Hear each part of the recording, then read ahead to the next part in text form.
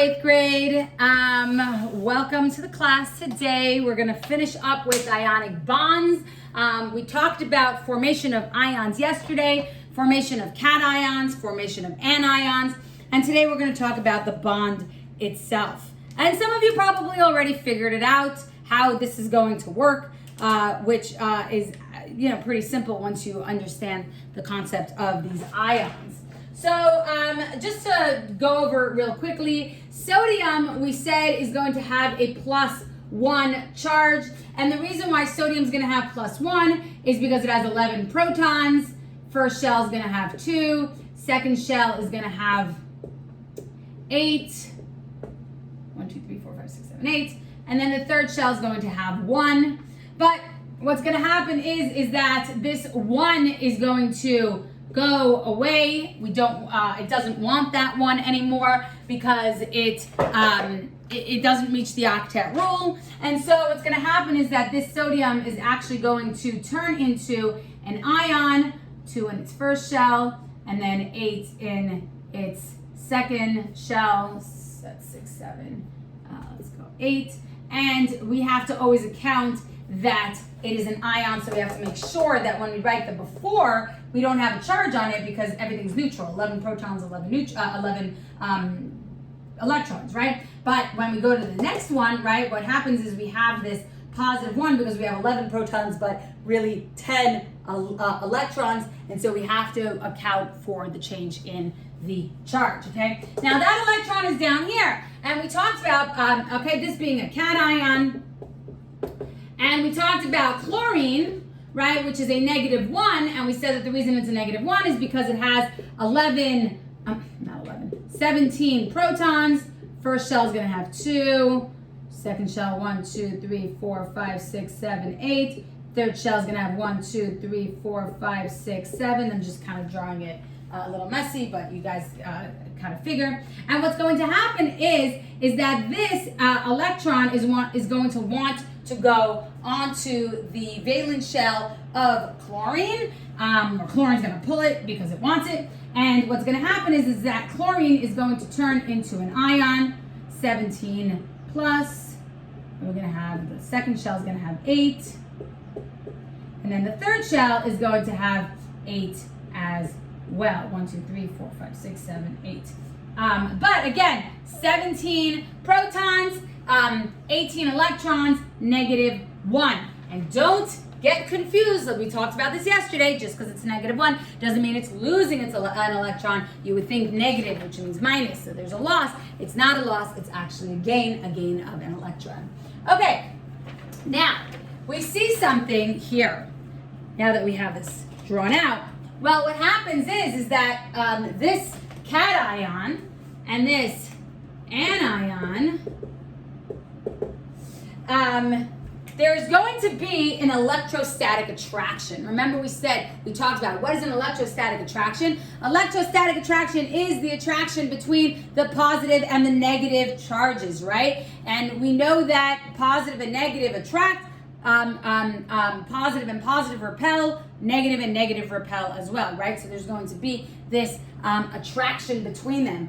And we know that the attraction is going to be between this sodium, this +1, and this -1. These two are going to be attracted to each other, right? And what's going to end up happening is that we're going to have this connection. I'm not going to draw out the whole Bohr's model, but by the way, on a test, if I asked you to draw it out, you would just draw it out, and you would draw it out. You know what? What I'll show you. If you were to draw it out, what I would do is have you, it's not a bond, but there's this attraction, right? So I would draw it as like a dotted line between the two, that they're pulling towards each other.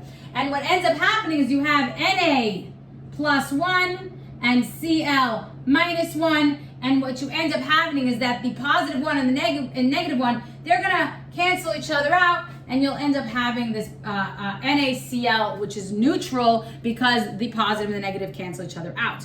Now, this type of bond, this is what we call an ionic bond, right? It's a bond between ions, right? So it's an ionic bond. And so what happens is that this ionic bond, it is a very strong bond, but it's not as strong as, let's say, a covalent bond, right? So these actually can break apart pretty easily. If I put it into water, it actually will break up into its ions,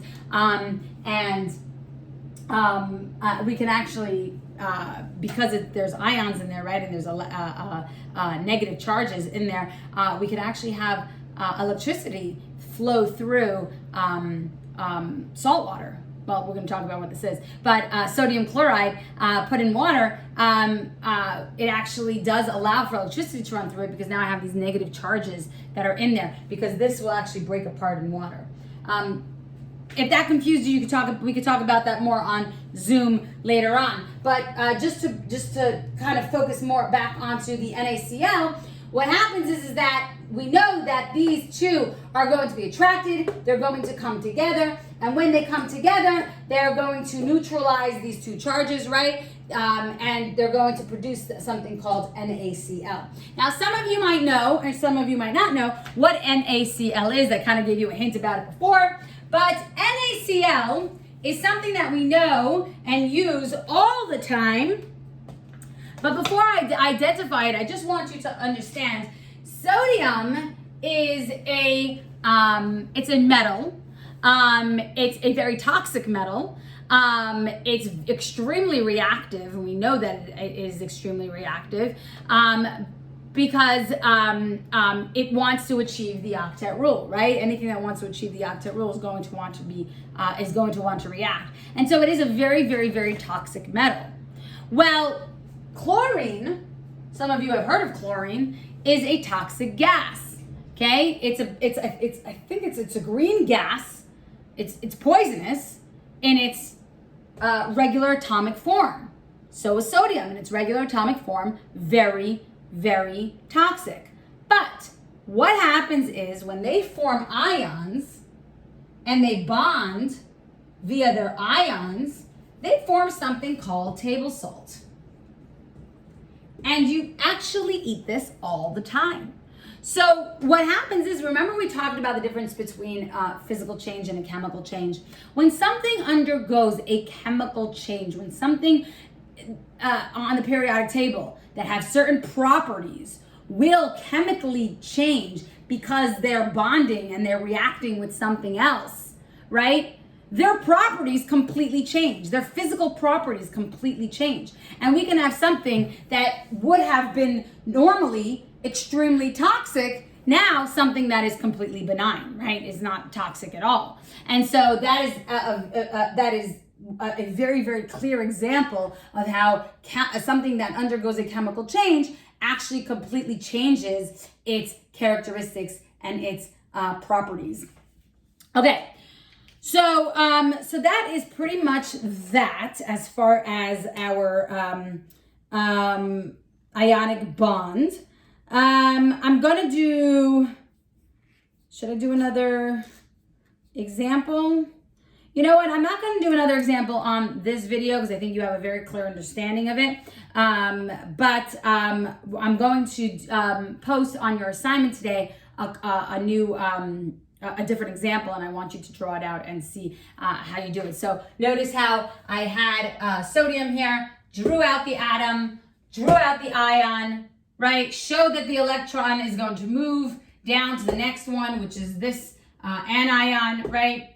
Drew that out in its original form. Did not show this electron on here in its original form, but showed the electron on here once it's the after. So these are kind of the befores, and these are kind of the after.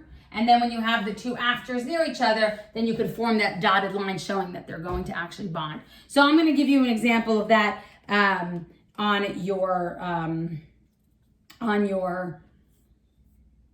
assignment. I'm going to give you, just thinking if I should do another one so that you understand it more.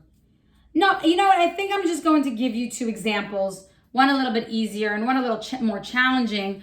Because again, remember, this is +1 because it's losing one electron. This is -1 because it's gaining 1 electron, but the numbers can change based on what it needs to do to fulfill the octet rule. So I'm just going to leave that there, and so then you will be able to hopefully answer the question when you see it on the assignment.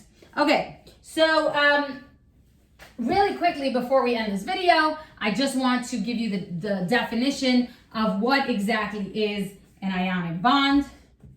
So an ionic bond definition, and this is an index card word, so make sure you write that down because it will be part of your definitions later on.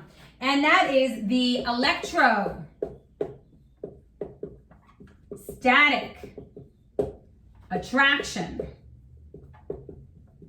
between cations and anions. Simple. That is your definition. Write that on an index card because it will be on your test at the end of the year. All right, guys, have a wonderful day. I will see you later.